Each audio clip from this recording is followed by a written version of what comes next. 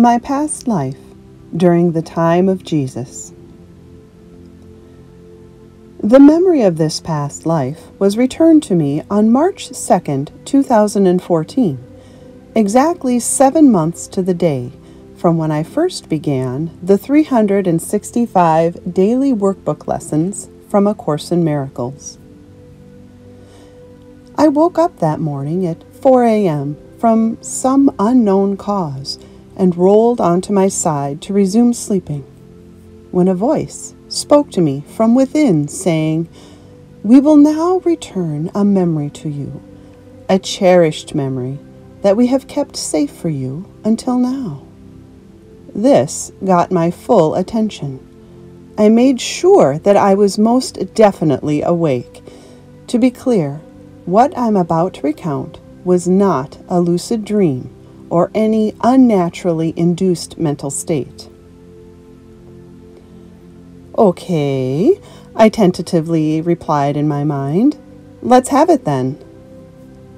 This will be the return of a memory from what you call a past life, one that you lived during the time when Jesus walked the earth as a man, the voice explained. "What?" I excitedly replied. "Who was I? Was I an apostle?" "No," came the flat reply. "Was I someone from one of the Bible stories then?" I asked hopefully. "No," came the same deadpan reply. "Was I anybody famous at all?" "No, you were an ordinary person, living an ordinary life," the voice replied. "Well, what exactly did I do with Jesus then?" I wanted to know. "You made eye contact with him," the voice replied. "Once." "Okay," I said, feeling slightly disappointed. "Well, I guess I'd still like to hear about it." I was immediately launched into what I can only describe as an inner viewing of my past life during the time of Jesus. What unfolded within my mind was like watching a giant movie screen that took up my entire visual field, though my eyes were closed. Another point I'd like to make is that up until this moment, it had never occurred to me that I had ever lived during this time. This was just something that never crossed my mind, though in hindsight, the fact that it hadn't seems incredible to me now. Here is the story that unfolded. My name was Cillian. I was a small, wiry, dark-skinned fisherman living by the Sea of Galilee, not many miles from the city of Tiberias. I had a wife and 4 children. Today was the day Jesus would be passing through our area, and my wife and I took our children to hear him speak. However, once we arrived, we quickly realized that the crowd was too big and pressing. We feared we might be crushed or separated. So I told my wife and children to stay on the outskirts of the throng, while I went on alone to see if I could wend my way towards Jesus. I wanted to get a close-up look at him for myself, as long as he was so near. As I made my way into the tightly packed crowd, I found small gaps to fit through as the dense population would suddenly shift and sway in unison.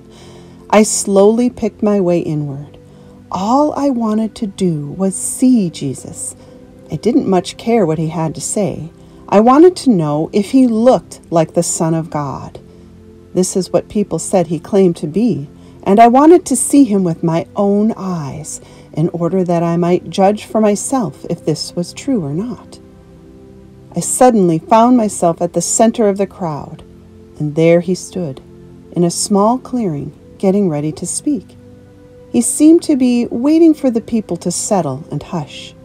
He had 5 men with him, one standing off to his right, seemingly deep in thought, and 2 others quietly speaking with him. The 4th and 5th men appeared to have the job of crowd control, as they set the boundary of how close the people could come to Jesus.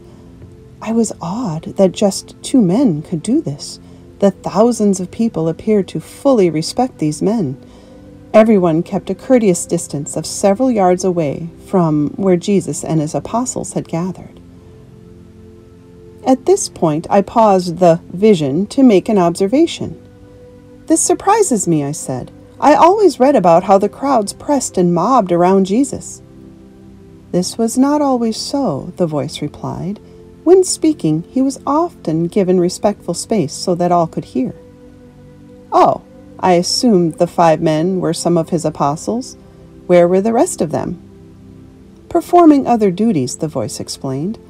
"The 12 were not constantly together as you are imagining. Each had their own specific tasks to do besides assisting Jesus with his teaching mission, and this often took them elsewhere."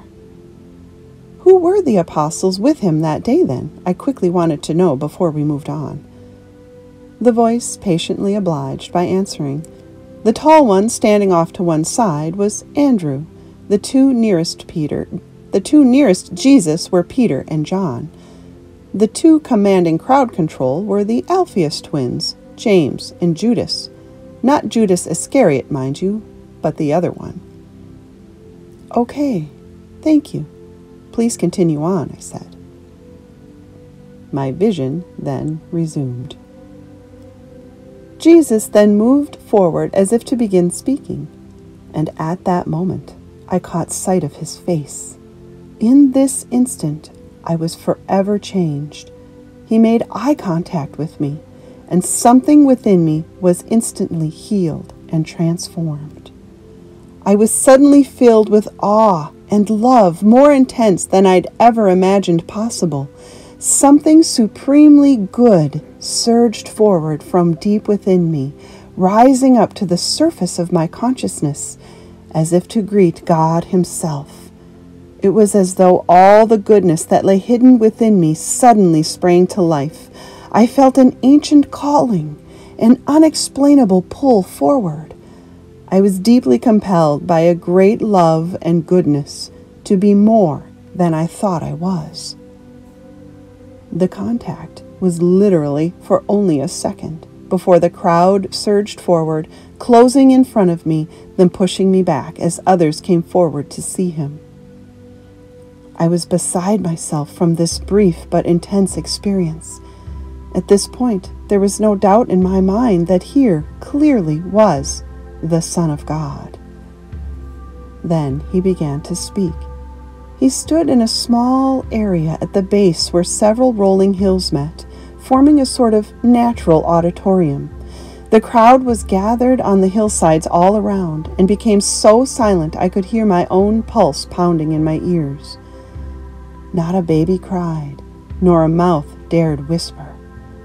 His baritone voice carried strong and clear, ricocheting against the hills and carrying across the crowd, so that all could hear him without strain.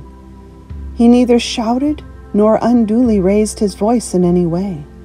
In fact, his voice naturally rang out like a beautiful melody, a song speaking of love and human kindness, of brotherhood and cooperation.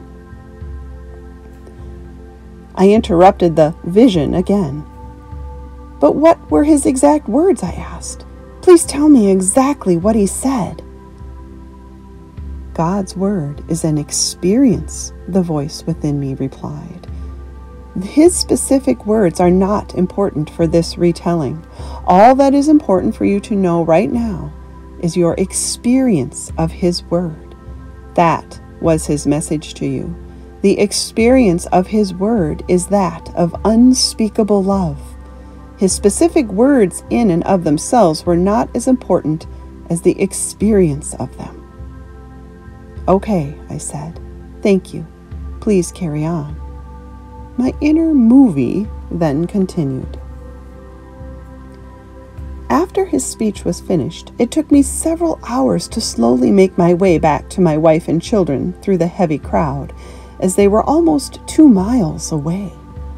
I had had such a profound experience that I exuberantly began to share it with whomever was nearest me as I walked. The people I interacted with just seemed to nod their heads and then quickly move away from me as fast as possible. This puzzled me as I lay in bed watching everything unfold. I concluded that apparently not everyone had had the same experience as I did. Once I was rejoined with my wife and children, I was astonished to find out that they'd heard Jesus' message too. How could this be? They had been miles away. We were amazed by this miracle. I interrupted my vision once again. Wait. What kind of miracle was this? I've never read anything about this happening before. Why was this never written about in the Bible or recorded somewhere? Please explain, I asked the inner voice. The voice kindly obliged. It was indeed a common miracle that happened to many people, and it was spoken of by Jesus himself. He said many times, "Whoever has ears to hear, let them hear." Mark 4:9. Did you think he meant your physical ears? No. God's word comes to you from within. It is not bound by time or space. Anyone ready to accept his word will indeed hear it, no matter where his or her body may appear to be located.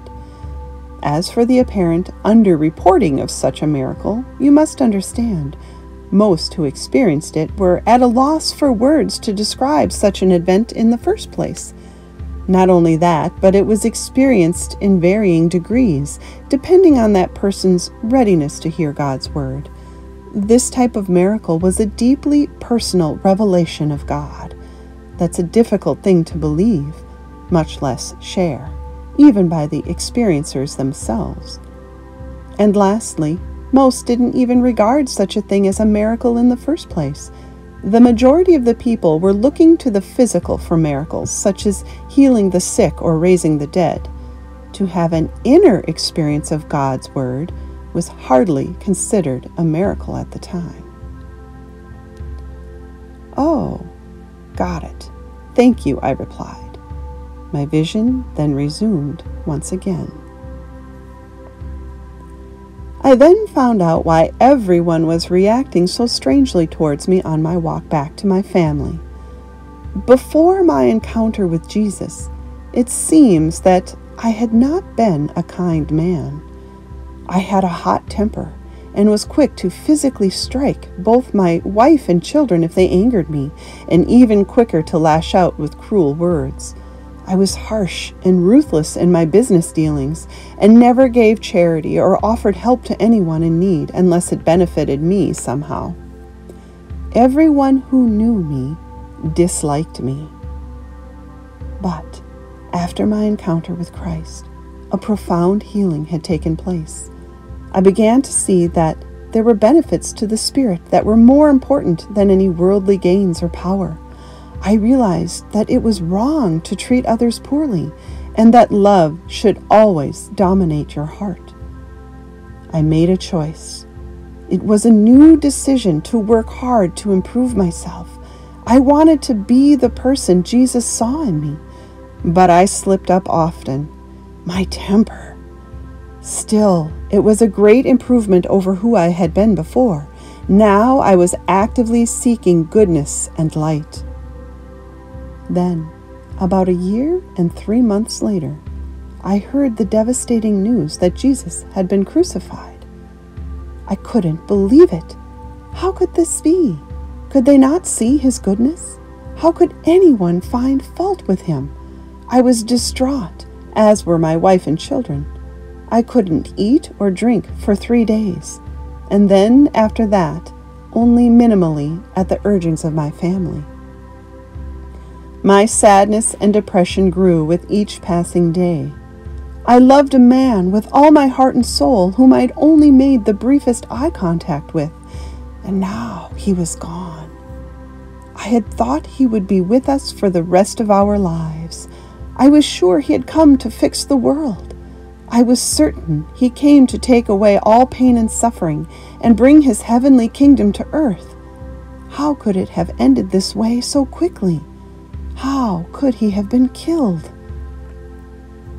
After nearly a month, my wife finally said to me, "Cillian, your despondency is growing tiresome for us.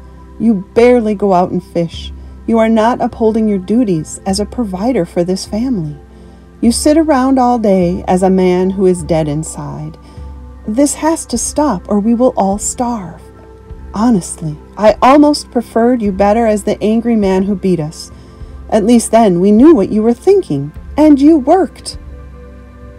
I knew she was right, but what could I do? I finally asked Jesus himself for help. I'd heard that people had seen him after his death, that he was truly raised from the dead. If this were indeed true, then I reasoned that he would be able to help me now.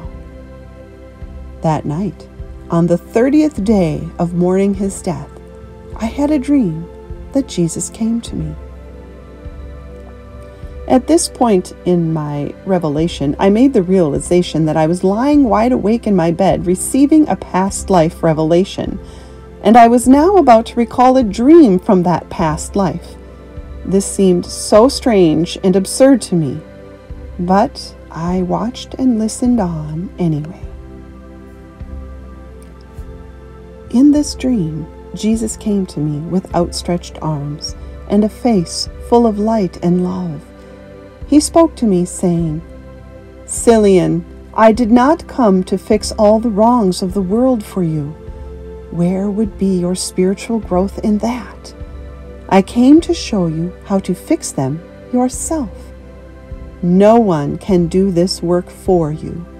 Where would be the ownership if someone gave you something you did not earn? Peace is learned and manifested through the heart of each individual soul. Each one must come to it by his own determination and willingness. This is the only way. I have simply shown you the way. You each have an individual job to do in upholding the way I have set forth. You each have a special function in bringing peace to earth. The way I have prepared for you all is this: to love one another as I have loved you. I beseech you then to continue my work. My message is simple and my burden is light. I lay it before you to perform the function of loving your fellows. Do not feel alone as you carry out my work. I go before you, beside you, and within you. I am your constant companion and your greatest friend.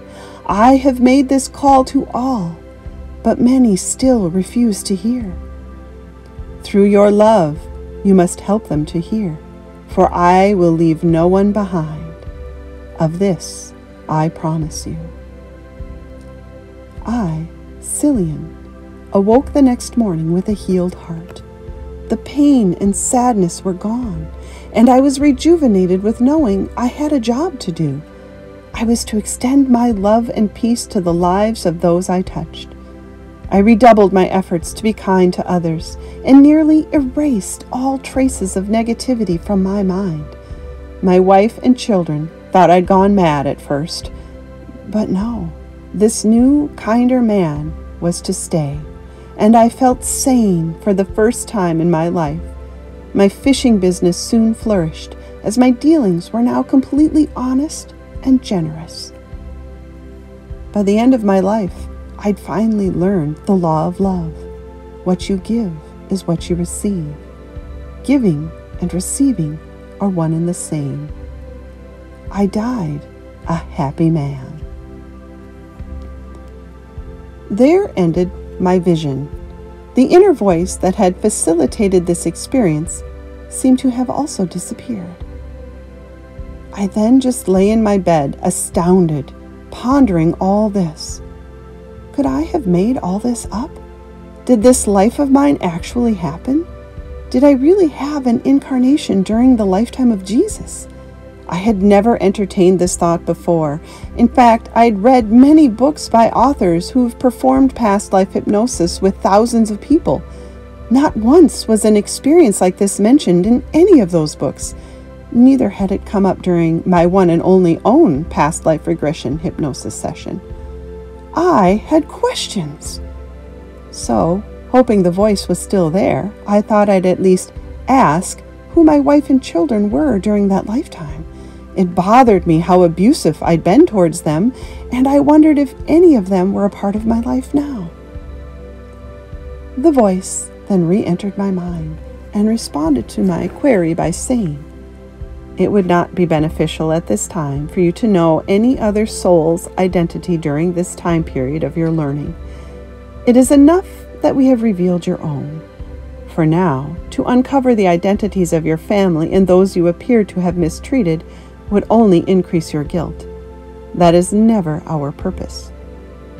With that, I felt no further information was to be forthcoming. I glanced at my clock, and to my astonishment, a whole hour had gone by. It was now almost 5 a.m., and I thought I'd never get back to sleep. I had to get up in an hour. Not to mention my head was buzzing with thoughts and questions. I was as wide awake as I could possibly be. But what happened next was almost weirder than what I'd just been through. As soon as I closed my eyes, I immediately fell asleep. And what I dreamt was definitely noteworthy. I dreamt I was standing outside my house, in the backyard, looking up at the night sky.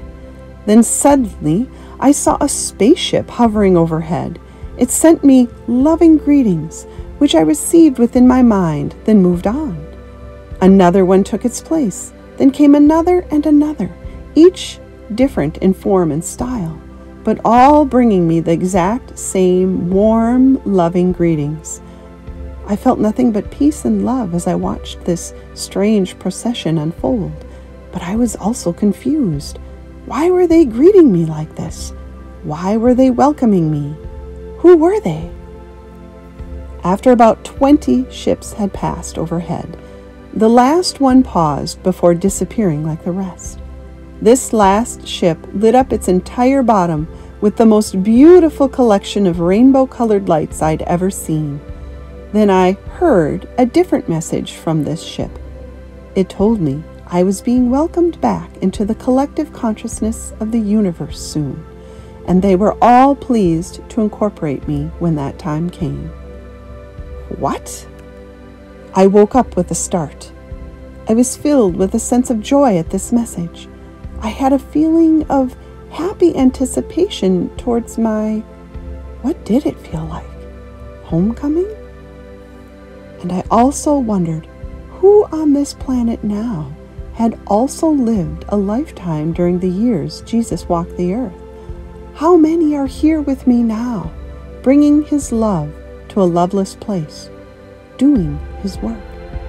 It is a safe bet that if you are reading or listening to this, you are also one of them.